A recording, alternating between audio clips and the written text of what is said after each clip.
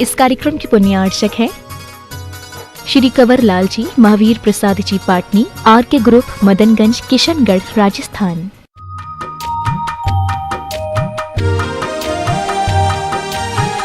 मुख है और कुछ ही क्षणों में हमारे समक्ष होंगे। निवेदन शीघ्रातिशीघ्र आप सभी अपना स्थान सुनिश्चित कर लें। सभी लोग नीचे बैठेंगे, ऊपर न रहे कोई भी, मंच में कोई भी न रहे, सभी लोग नीचे अपना स्थान सुनिश्चित करें और नीचे से ही आप सब हम सबको मंगलिक प्रवचनों का लाभ प्राप्त होगा। आइए बंधुओं, मैं गुणायतन परिसर से आप सभी का स्वागत करता हूं।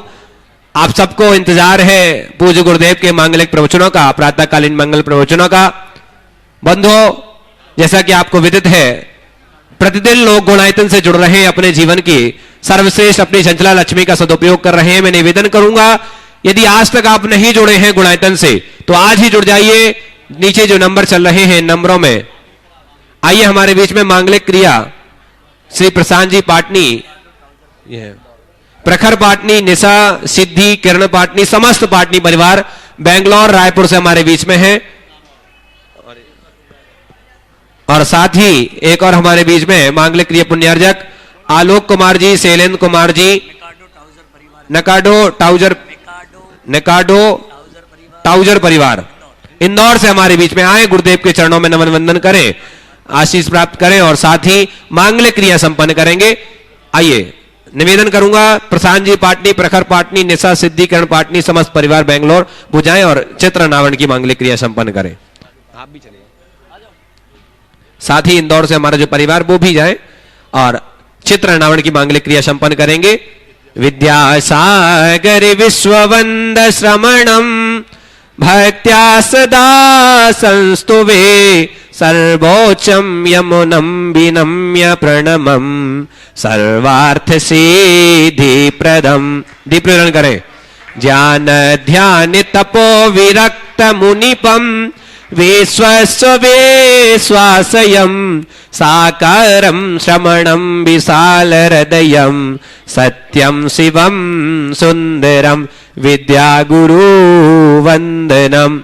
आइए, निवेदन करूंगा, आए पूज्य गुरुदेव के कर कमलों में शास्त्र दान का सौभाग्य प्राप्त करें। समस्त पाटनी परिवार रायपुर, बेंगलोर से हमारे बीच में है और इंदौर से निकाडो परिवार वो भी आए और साथ ही स्वर्गीय श्री चंपालाल जी मेहता जी की स्मृति में श्री सुरेश जी, मीना मेहता, माता श्री कमलाबेन मेहता, पुत्री रिया मेहता, दामाद महक गंगवाल, पुत्र हर्ष मेहता, गुमास्ता नगर इंदौर से, जो आज संस्थापक सदस्य के रूप में आज गुणायतन से संबद्ध, एक बार जोरदार करतल ध्वनि से अभिनंदन कीजिए, वो भी आए और पूज्य गुरुदेव के कर कमलों में शास्त्र दान का मंगल सौभाग्य प्राप्त करें। जिन वाणी जग मैया जन्म दुख मेट दो। और साथ ही मनोज जैन जी, सुषमा जैन, रोमिल, मुक्ति, हैरी जैन, बांसवाड़ा राजस्थान से, जो आज सूत्रधार के रूप में संबद्ध हुए हैं गुणायतन से, वो आए पूज्य गुरुदेव के। चलिए शीघ्रता से सभी लोग मंच खाली करें, ज्यादा भीड़ नहीं हो, जिनका नाम लिया जाए केवल वो ही रहे। आइए, निवेदन करूंगा, पाद प्रक्षालन की मांगलिक क्रिया संपन्न करेंगे। हमारे बीच में इंदौर से जो परिवार है, आइए सबसे पहले बेंगलोर, रायपुर से पाटनी परिवार सबसे पहले वो मांगले पाद प्रक्षालन की क्रिया संपन्न करेगा। तत्पश्चात हमारे बीच में इंदौर से जो परिवार है, निकाडो परिवार, हाँ वही कह रहा हूं, निकाडो ना, अच्छा, शैलेंद्र कुमार, आलोक कुमार जी, मिकाडो परिवार इंदौर से है। आइए, साथ ही तीसरा जो मेहता परिवार, सुरेश जी, मीना जी मेहता, माता श्री कमलाबेन मेहता, पुत्री रिया मेहता और साथ ही अपने जो दामाद महक गंगवाल, पुत्र हर्ष मेहता जी, सभी आएंगे। चलिए, और बंधुओं, जैसा कि आपको विदित है, आइए चलिए। गुरुवर तेरे चरणों की मुझे धूल जो मिल जाए, चरणों की रज पाकर तकदीर, पीछे से आए, तकदीर बदल जाए, गुरुवर तेरे चरणों की। आइए, मेहता परिवार हमारे बीच में, अब मेहता परिवार आएंगे। चलिए चलिए शीघ्रता से मंच खाली करें। मेकाडो परिवार समस्त परिवार ने आलोक जी, शैलेंद्र जी, इन्होंने पद प्रक्षालन की मांगलिक क्रिया संपन्न की। अब हमारे बीच में मेहता परिवार सुरेश जी, मीना जी मेहता, माताश्री कमलाबेन मेहता, पुत्री रिया मेहता और महक गंगवाल, हर्ष मेहता जी समस्त परिवार हैं। आइए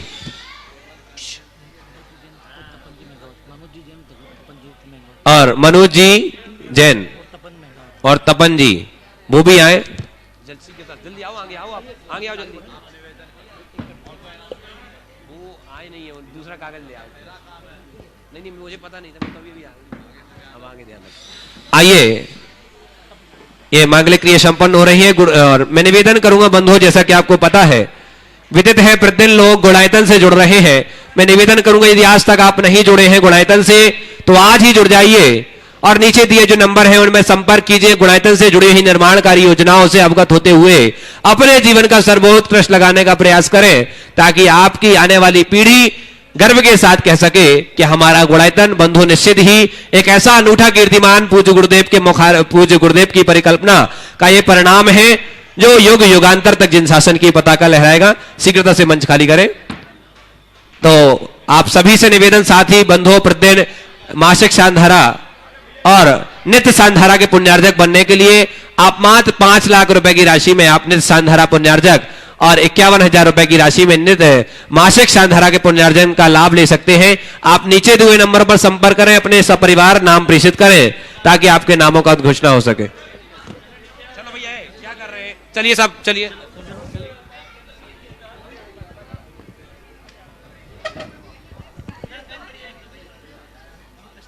हाँ, और साथी बंधुओं जैसा कि आपको पता है चातुर्मास निष्ठापन हो चुका है। जिन लोगों ने चातुर्मास के अंतर्गत अपने कलश स्थापित करने का सौभाग्य अर्जित किया है तो वो लोग अपने कलश को यहां आकर के ले सकते हैं या फिर आपके ग्राम से कोई भी आपके रिश्तेदार परिवारीजन कोई भी आए तो आप अपना नाम पता बता करके आप सूचना देकर के आप अपना कलश ले जा सकते हैं। तो आप सभी से निवेदन है कि शीघ्र आप जब भी आए तो अपना कलश अवश्य ले जाएं। साथ ही बंधु जो श्रोमणी संरक्षक के रूप में जो जुड़े हैं गुणायतन से उनके मैं नाम घोषणा कर रहा हूं। भोपाल प्रवासी श्रीमती सविता पुष्पेन जी बांदा उत्तर प्रदेश से, दिल्ली प्रवासी श्रीमती शुभ्रा राजेंद्र भाई बांदा उत्तर प्रदेश से, कानपुर प्रवासी बांदा से श्रीमती ममता अरविंद जैन भाई, श्रीमती सरिता सुरेन जैन, भोपाल निवासी बहन बहनोई श्रीमती प्रियंका प्रमोद जैन, श्रीमती अंकित सराब, कुमारी मनस्वी सराब, नैवेद्या सराब, कुमारी गुनगुन सुपुत्री स्वर्गीय अभिषेक जैन पोती बांदा उत्तर प्रदेश सा परिवार। और आइए बंधु अब चलते हैं सीधे सीधे, हम सबको इंतजार है पूज्य गुरुदेव के मंगल प्रवचनों का। अपने दोनों हाथों को जोड़े और पूज्य गुरुदेव के हो गया। हाँ, श्री सुखदयाल जी, संतोष रानी देवड़िया जिन्होंने निर्माण दान में 21,000 रुपए की राशि और गौशाला में 21,000 रुपए की राशि इंदौर से स्वर्गीय श्री सोहन लाल जी गंगवाल की पुण्य स्मृति में, धर्मपत्नी बाई जी गंगवाल, जितेंद्र जी, धर्मेंद्र जी, राहुल मन, सिद्धि गंगवाल समस्त परिवार। और आइए बंधु चलते हैं गुरुदेव के चरणों में निवेदन करते हैं कि हे गुरुवर अपनी मंगलमय वाणी से हम सबको कृतार्थ करें। नमोस्तु गुरुदेव, नमोस्तु गुरुदेव, नमोस्तु गुरुदेव। सभी लोग अपने दोनों हाथ जोड़ लें और मेरे साथ महामंत्र के स्मरण के लिए अपना मनस तैयार करें।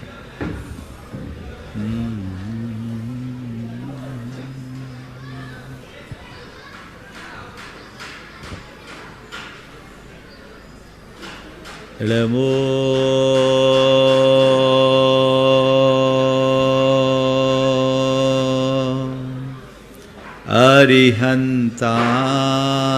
अरिहन्ताणं, नमो अरिहन्ताणं, नमो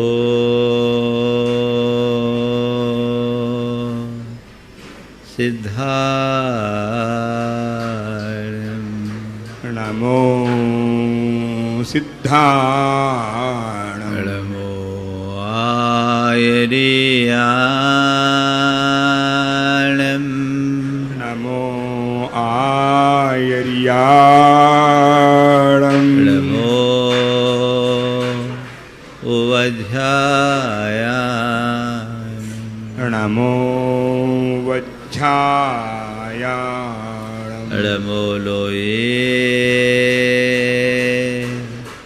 सवशाहुनम् नमो लोये शव्यसाहुणम् एषो पञ्चनमोयारो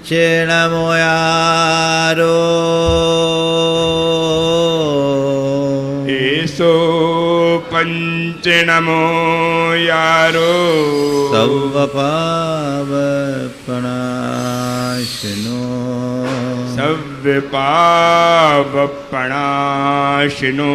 मङ्गलालं च सवेशिं मङ्गलाणं च सव्येशिं पढ़मं होय मङ्गलम् पढ़मं होय मंगलम। जय बोलो देवादिदेव 1008 श्री भगवान महावीर स्वामी की जय जय जय। अहिंसा परमो धर्म की जय जय जय। परम पूज आचार्य गुरुवर श्री विद्यासागर जी महाराज की जय जय जय। परम पूज्य प्रमाणिक संत महामना मुराद प्रमाण सागर जी महाराज की, परम पूज्य सागर जी महाराज की।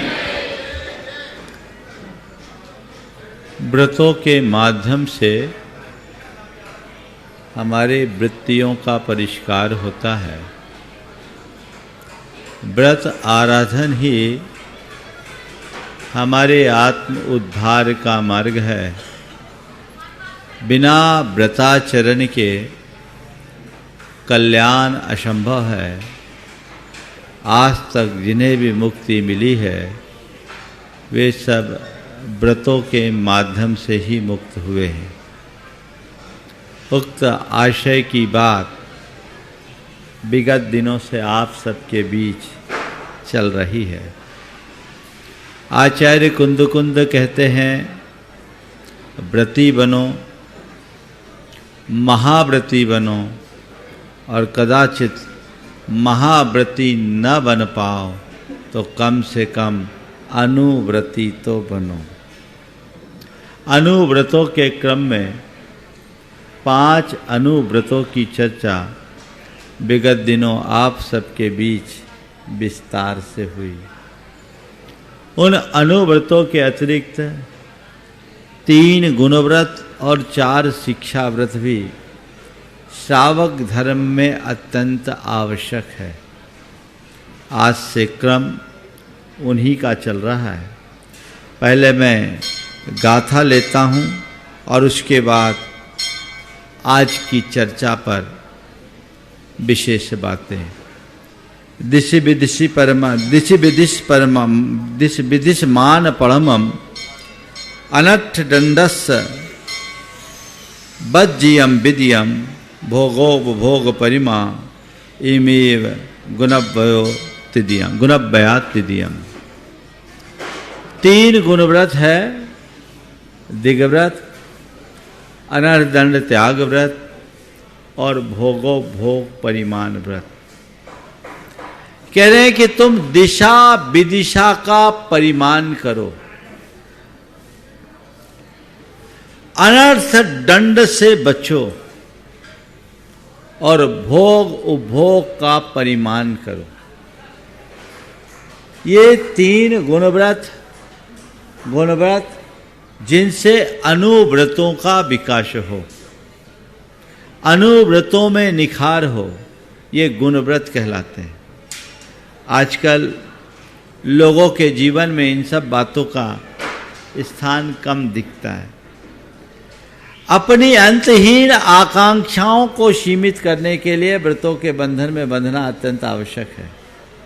आज 4 बातें मैं आप सबसे कहूँगा। सिमटना, समेटना, फैलना और फैलाना। क्या बोल रहा हूँ? पलट दूँ। फैलना, फैलाना, सिमटना, समेटना। अपने जीवन के क्रम को देखो। पूरे जीवन लोग फैलते रहते हैं और फैलाने में ही सचेष्ट रहते हैं। क्या कर रहे हैं आप? जब से होश संभाला, केवल फैलने और फैलाने में ही तो लगे हो। किसमें फैलना? व्यापार, धन संपत्ति, परिवार, लोक संपर्क, इनमें आप फैलने और फैलाने में लगे हुए हो। क्या बोल रहे हैं? इनका कारोबार बहुत फैला हुआ है। फैला हुआ है कि फैलाया हुआ है? हम फैलाते हैं तभी फैलते हैं, अपने आप तो नहीं। तो संत कहते हैं तुम्हारा फैलाव तुम्हारी आकुलता का मूल है। जो जितना फैलता है वो उतना व्याकुल होता है, और जो जितना सिमटता है वो उतना निराकुल होता है। अपने अब तक के अनुभवों की पड़ताल करके देखिए, आप कब सहज रहते हैं? जब अनेक लोगों से संपर्क रहता है तब, जब अपनी कारोबारी व्यस्तताओं में उलझे रहते हो तब, या अपने में सिमटे रहते हो तब? हाँ, कब? जब अपने में रहते हो। तो शांति चाहिए तो अपने में आओ, सिमटने की कोशिश करो, और सिमटना तभी संभव होगा जब तुम समेटना शुरू करोगे। अभी तो सब फैले हुए हैं, और फैले हुए नहीं है, फैलाने में लगे हुए भी हैं, है ना? फैले हैं और फैलाने में लगे हुए हैं, और फैलते फैलाते ही एक दिन फेल हो जाओगे। जिंदगी की कहानी खत्म हो जाएगी। पता लगा हाथ फेल हो गया, सब खत्म। हाथ में क्या आया? कुछ भी नहीं। तो संत कहते हैं थोड़ा थमो, विचार करो। जब मैं सोचता हूं कहाँ तो हमारे यहाँ दिग्व्रत, देश व्रत जैसे व्रतों की बात, और कहाँ आज की ये आपाधापी और भागम भाग। मुझे लगता है कि ये सब चीजें बड़ी अटपटी सी हो गई। क्यों? लोग अपने दुखों का रोना भी रोते हैं और रास्ता भी वही अपनाते हैं। ध्यान रखने की बात केवल इतनी ही है, जितना बाहर फैलोगे अशांत होगे, जितना भीतर सिमटोगे सुखी होगे। सूत्र है ये। अब तय कर लो, मुझे अशांत होना है या सुखी होना है। अगर अशांत होना है तो तुम हो ही रहे हो, सुखी होना है तो अपने आप को अब समेटना शुरू करो। एक उम्र तक व्यक्ति फैलता है, फैलाता है। चलिए मैं आपको थोड़ी सी छूट देता हूं कि चलो फैलना है, फैलो, फैलाना है, फैलाओ, लेकिन कितना फैलना है, कितना फैलाना है, ये तो सोचो। गृहस्थी है, व्यापारिक क्षेत्र में आगे बढ़ना पड़ता है, पारिवारिक दायित्व है, उसकी पूर्ति करनी है, सामाजिक प्रतिष्ठा को मेंटेन करना है। ठीक है, अगर हमने अपना विस्तार नहीं किया तो हमारे निर्वाह में कठिनाई होगी। मैं आपकी इस बात के प्रति सहमति देता हूं, लेकिन सवाल यह है कि कितना फैलाओ, कब तक फैलाओ, किसके लिए फैलाओ, ये तो सोचो। कितना फैलना है? लगे हैं? लगे? तो ऐसी स्थिति यदि तुम्हारी बनी रही तो तुम कभी अपने आप में सिमट नहीं सकोगे। तो यदि फैले हुए हो और तुम्हें लगता है कि मैंने बहुत कुछ फैला रखा है, तो अब थोड़ा समेटने का भाव जगाओ, धीरे धीरे कम करो, और समेटने के क्रम में सबसे पहला संकल्प कि इसके आगे मुझे नहीं फैलना। यही दिग्व्रत का व्यवहारिक रूप है। इसके आगे अब मुझे नहीं फैलना। है कोई ऐसा ख्याल और विचार? अरे महाराज अभी तो बहुत स्कोप है, दौड़ना है, दौड़ने दो। क्या होता है? जन्म से लेकर मरण तक दौड़ता है आदमी, दौड़ते ही दौड़ते दम तोड़ता है आदमी। जन्म से लेकर मरण तक दौड़ता है आदमी, दौड़ते ही दौड़ते दम तोड़ता है आदमी। आंख गीली, ओठ ठंडी और दिल में आंधियां। आंख गीली, ओठ ठंडी और दिल में आंधियां। तीन मौसम जिंदगी में जोड़ता है आदमी। जन्म से लेकर मरण तक दौड़ता है आदमी, दौड़ते ही दौड़ते दम तोड़ता है आदमी। एक रोटी, दो लंगोटी, 3 गज कच्ची जमीन। एक रोटी, 2 लंगोटी, 3 गज कच्ची जमीन। 3 चीजें जिंदगी में जोड़ता है आदमी। जन्म से लेकर मरण तक दौड़ता है आदमी, दौड़ते ही दौड़ते दम तोड़ता है आदमी। सुबह पलना, शाम अर्थी और खटिया दोपहर। सुबह पलना, शाम अर्थी और खटिया दोपहर। 3 लकड़ी जिंदगी में तोड़ता है आदमी। जन्म से लेकर मरण तक दौड़ता है आदमी, दौड़ते ही दौड़ते दम तोड़ता है आदमी। है यहां विश्वास कितना आदमी का मौत पर? है यहां विश्वास कितना आदमी का मौत पर? मौत के हाथों सभी कुछ छोड़ता है आदमी। जन्म से लेकर मरण तक दौड़ता है आदमी, दौड़ते ही दौड़ते दम तोड़ता है आदमी। है ना? फैलो, कितना फैलना है, कितना फैलाना है, किसके लिए फैलाना है, कब तक फैलाना है, ये सवाल अपने सामने होना चाहिए। कितना महाराज, जितना फैल सके फैल जाओ। ध्यान रखना, फैलना फैलाना सरल है, पर अपने आप को समेट पाना बहुत कठिन होता है। फैलना फैलाना सरल है, लेकिन समेटना बहुत कठिन होता है। अपने आप को समेटने की चेष्टा होनी चाहिए, उपलब्धि उसमें। फैलाते फैलाते तो न जाने हमारा कितना जीवन बीत गया। अब सिमटो। तो क्या कह रहे हैं? समेटने के क्रम में एक सीमा बनाओ, इससे बाहर मुझे नहीं जाना। जब कभी हम दिग्व्रत की बात करते हैं तो दिग्व्रत में जैसा आचार्य कुंदकुंद ने भी कहा, दिश विदिश परिमाण पढ़मम, दिश विदिश मान पढ़मम। दिशा और विदिशा की सीमा को निर्धारित करना पहला दिग्व्रत है। इसका तात्पर्य केवल हम लोग आवागमन से जोड़ते हैं। मैं इसे व्यापक संदर्भ में देखता हूं। आवागमन ही नहीं, संपर्क भी छूटना चाहिए। तो हमारा एक लाइन हमारी खींचनी चाहिए, बस इससे अधिक नहीं, इससे अधिक नहीं।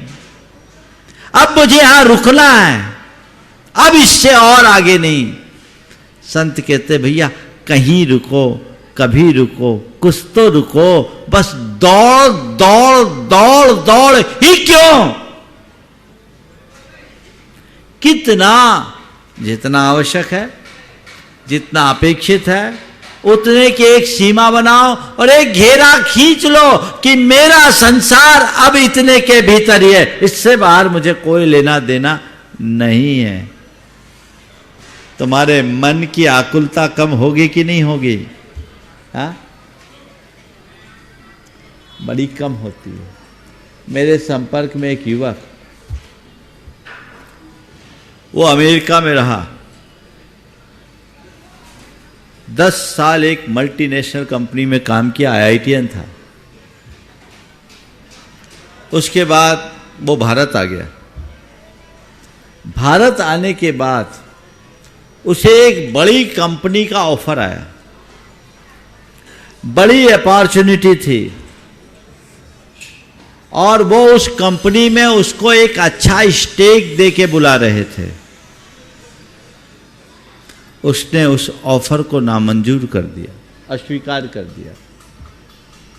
उसके मित्रों ने कहा, इतना अच्छा ऑफर, इतना अच्छा अवसर, इतनी अच्छी अपॉर्चुनिटी, तुमने इसे रिफ्यूज क्यों किया?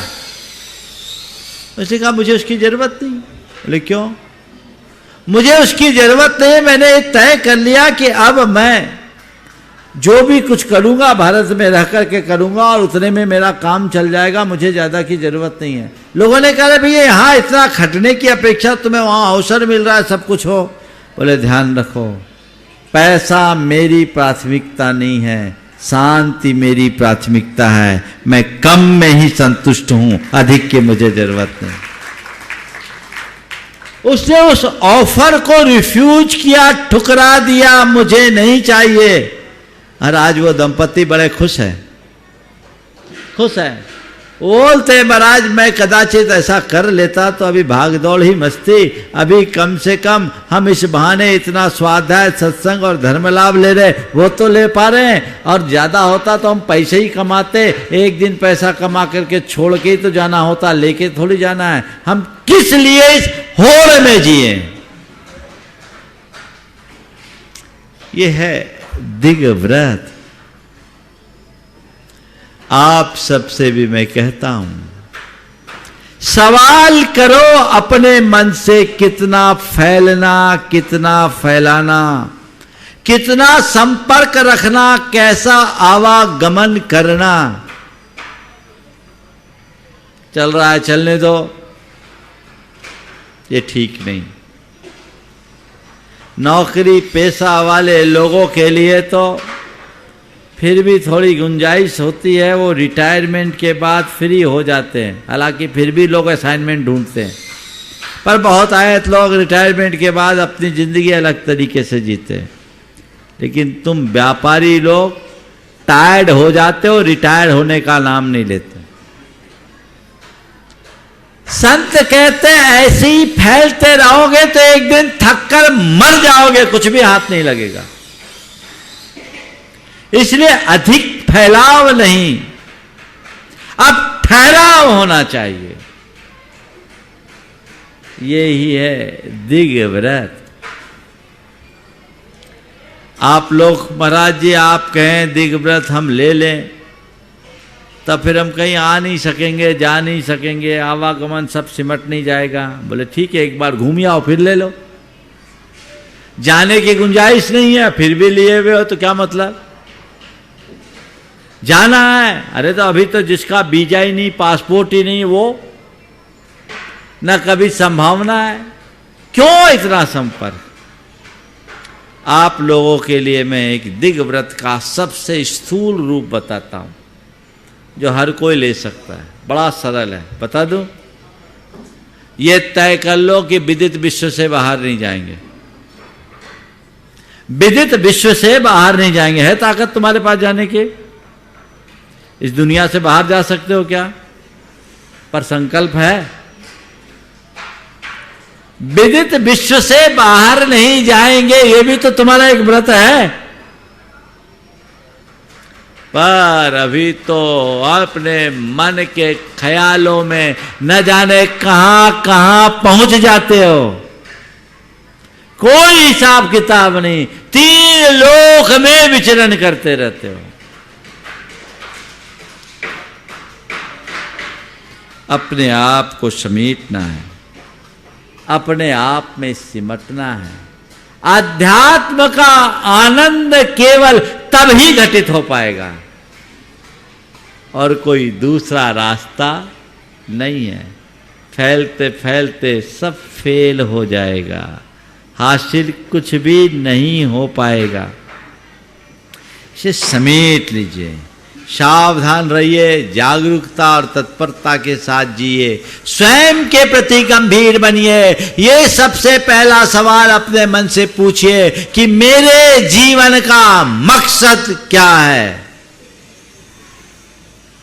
क्या है मकसद?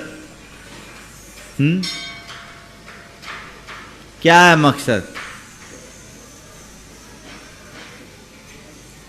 बहुत पहले किसी कवि की 2 पंक्तियां सुनी थी। इस जहां में न जाने क्या कारनामे कर गए,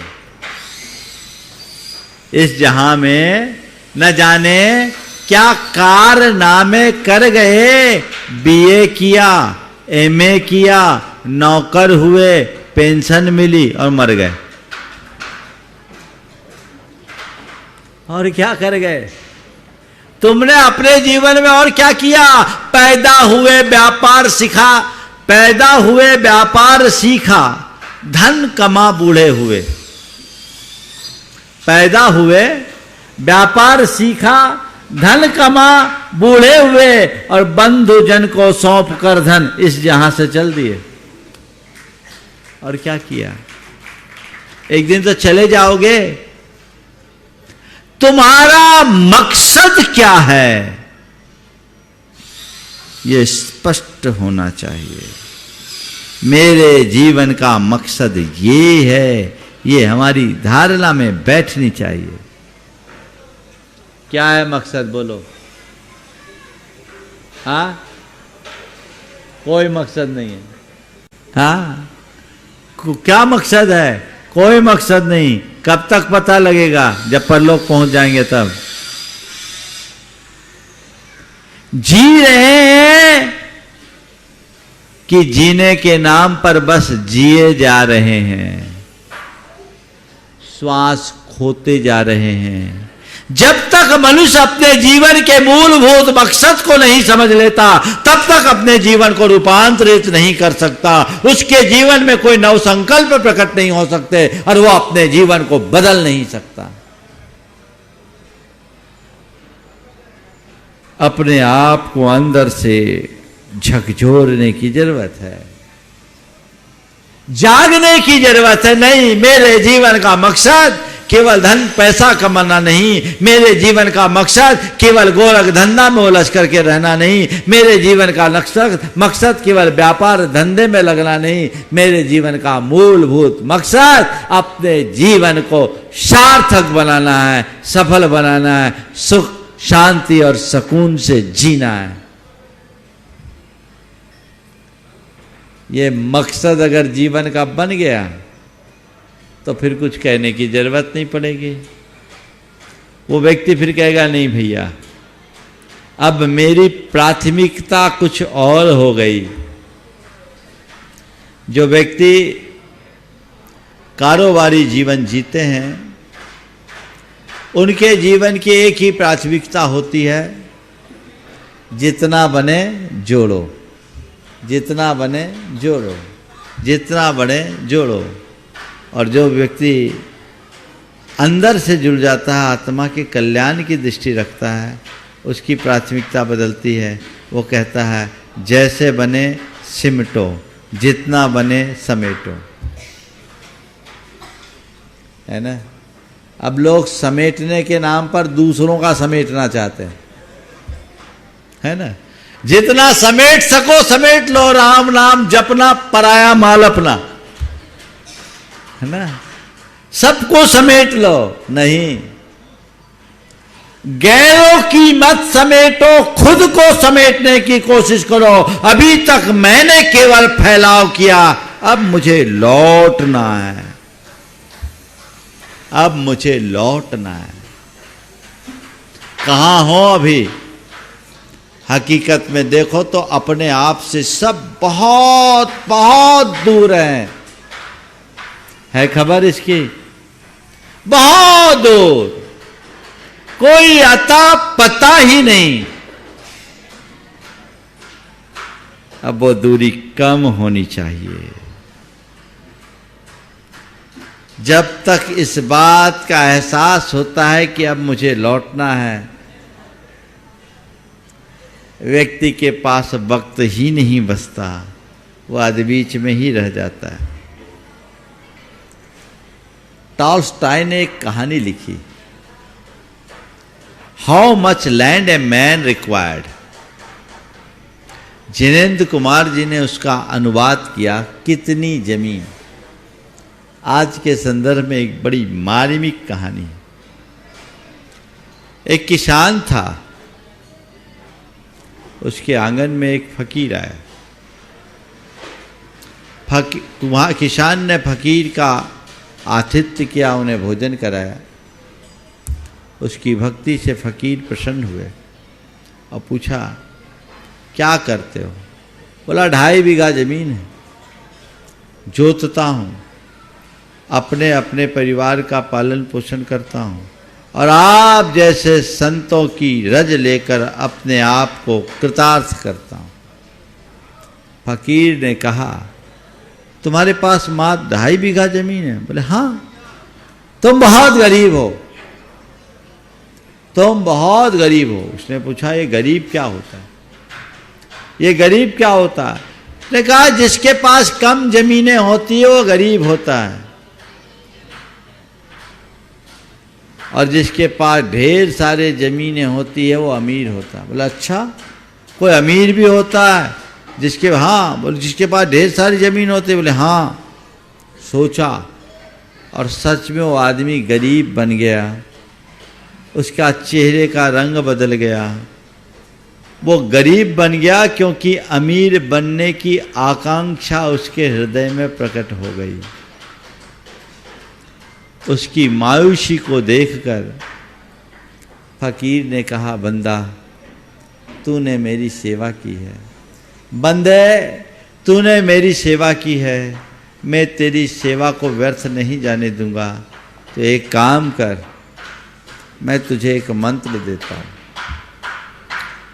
2 दिन के उपवास पूर्वक इस मंत्र की आराधना करना, और उसके बाद तेरी आराधना से देवता प्रसन्न होंगे। तुझे जितनी जमीन लेनी हो ले लेना। बड़ा प्रसन्न हुआ, मंत्र लिया, 2 दिन की साधना की। कहते हैं देवता प्रसन्न हुए। देवता ने प्रसन्न होकर कहा कि हम तुम्हारी आराधना से प्रसन्न हैं, ये जितनी जमीन देख रहे हो सब मेरी है। कल सूरज उगने से लेकर सूर्यास्त तक जितनी जमीन घेर सको घेर लेना, हम सब तुम्हारे नाम कर देंगे।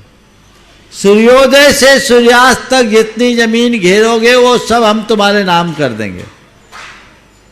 बड़ा आनंदित हुआ, रात भर सो न सका, सपने में भी दौड़ता रहा।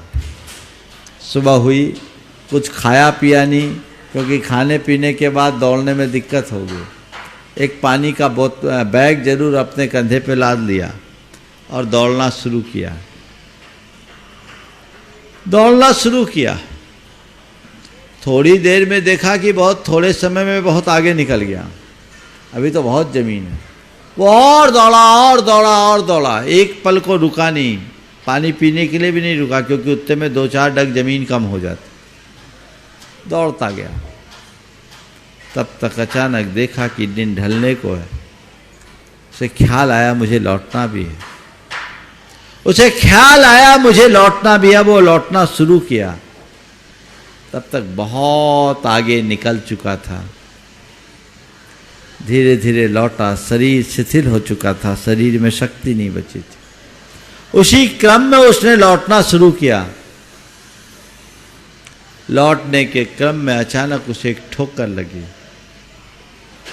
वो ठोकर खाकर गिरा और वहीं ढेर हो गया, दोबारा उठ नहीं सका। वो ठोकर खाकर गिरा सो गिरा ही रह गया, दोबारा उठ नहीं सका। कहते उस देवता ने वहां आकर उसकी कब्र बनाई। देवता ने वहां आकर उसकी कब्र बनाई और उसमें एक शिलालेख लिखा, कि बस इतनी सी जमीन की खातिर,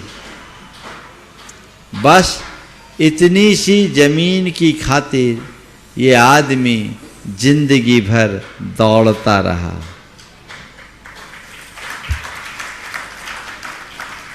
बात समझ में आ रही है? ये कहानी किसकी है? सबकी यही कहानी है, कोई नयापन नहीं है। इसलिए मैं बोलता हूं, फैलने से ज्यादा जरूरी सिमटना और समेटना है। अब फैलाव नहीं, अब विस्तार नहीं, अपने आप को समेटने की चेष्टा करने की जरूरत है। तो अपने आप को सीमित करिए, अपने प्रत्येक प्रवृत्तियों को एक सीमा में बांध कर रखिए, नहीं तो आप केवल भाग दौड़ में ही रमे रहोगे, कुछ कर नहीं पाओगे। ये पहला दिग्व्रत है, ये हमें अपनाना चाहिए। और फिर है अनंत दंड वज्जियम विदियम, अनर्थ दंड का त्याग। बहुत सारे अनर्थ हमारे द्वारा होते हैं, कल इसकी चर्चा आप सबसे करूँगा। श्रावक के 12 व्रतों की चर्चा आप सबके बीच विगत दिनों से चल रही है। आज 6वें व्रत की बात हुई, दिश विदिश परिमाणम, दिशा विदिशा का परिमाण, जिसे मैंने व्यापक संदर्भ में आप सबके बीच रखा। आवागमन को कम करो, लोक संपर्क को कम करो, अपनी आपाधापी घटाओ, भागम भाग कम करो, ताकि जीवन का असल आनंद लिया जा सके और जीवन के सार को प्राप्त किया जा सके। आज अधिक विस्तार न देकर मैं यहीं पर विराम लूँगा, पुनः उन 4 बातों को आपके लिए सोचने के लिए देकर, फैलना, फैलाना, सिमटना और समेटना। बस फैले और फैलाने में हम लगे रहें। तय कीजिए अब मुझे सिमटना है, और सिमटने के लिए जितना बन सके अपने सारे विस्तार को समेटना है, समेटना है, समेटना है। बोलिए परम पूज्य आचार्य गुरुवर श्री विद्यासागर जी महाराज, परम पूज्य मुनिवर से 108 प्रमाण सागर जी महाराज की, मुनिवर से 108 अरह सागर जी महाराज की। बंधु, इस प्रकार से हम पूज्य गुरुदेव के मांगलिक प्रवचन रोज सुनते हैं। निश्चित ही न जाने कितने लोगों के जीवन के रूपांतरण का एक माध्यम बनता है प्रवचन। हम तो मात्र सुनते नहीं, हमें गुनने का प्रयास करना चाहिए। निश्चित ही कई लोगों के फोन आते हैं, तब कहते हैं कि गुरुदेव के प्रवचनों से उनके जीवन रूपांतरण हो गया। मैं आपसे निवेदन करूंगा कि आप स्वयं यहां से जो बाहर स्टॉल लगा है वहां पर पूज्य गुरुदेव का साहित्य, अब तक जो आप 4 बातों के माध्यम से प्रवचन सुनते हैं, और भी बहुत से जो है, तो आप उन प्रवचनों का जो साहित्य है आपको बाहर उपलब्ध है, तो आप ले जा सकते हैं अपने रिश्तेदारों को, नातेदारों को, और स्वयं भी उनको पढ़ करके अपने जीवन को रूपांतरित कर सकते हैं, अपने जीवन की दिशा को बदल सकते हैं। तो आपसे निवेदन है कि आप जरूर ले जाएं। और साथ ही बंधुओं, प्रतिदिन जो गुणायतन में जो निर्माण कार्य योजना उनसे भी अवगत हों, अपने जीवन का सर्वोत्कृष्ट लगा करके साथ ही साथ पुण्य का अर्जन करें। आइए सभी लोग अपने स्थान पर खड़े हो जाएं, मां जनवाणी कार्य लेकर के, अपने जहां पर लोग जहां पर हैं वहीं पर ही खड़े होकर के। और साथ ही बंधुओं, कलश जो आप चातुर्मास निष्ठापन हो चुका है, तो जिन्होंने लोगों ने कलश स्थापित करने का सौभाग्य अर्जित किया था वो अपने कलश मंगवा सकते हैं। यदि आपके यहां से कोई आता है या आप स्वयं आ रहे हैं तो आप यहां सूचना देकर के आप कलश को ले जा सकते हैं, या फिर आपके गांव से, शहर से कोई भी आए रिश्तेदार नातेदार, उनके माध्यम से भी सूचना पहुंचा करके आप कलश अपना मंगवा सकते हैं। आइए अपने हाथों में अर्घ लेंगे। जल चंदन अक्षत पुष्प चरु अरु दीप धूप अति फल लावे, पूजा को ठानत जो तुम जानत, सो नर ध्यानत सुख पावे। तीर्थंकर की धुनि गण धरने सुनी, अंग रचे चुनि ज्ञानमयी, सो जिन वर वाणी शिव सुखदानी, त्रिभुवन मानी पूज भई। ओम ह्रीं श्री जिन मुखोद्भूत सरस्वती देवे नमो नमार्घ्यं नृपामिति। इस कार्यक्रम के पुण्यार्चक थे श्री कंवर लाल जी, महावीर प्रसाद जी पाटनी, आर के ग्रुप, मदनगंज, किशनगढ़, राजस्थान।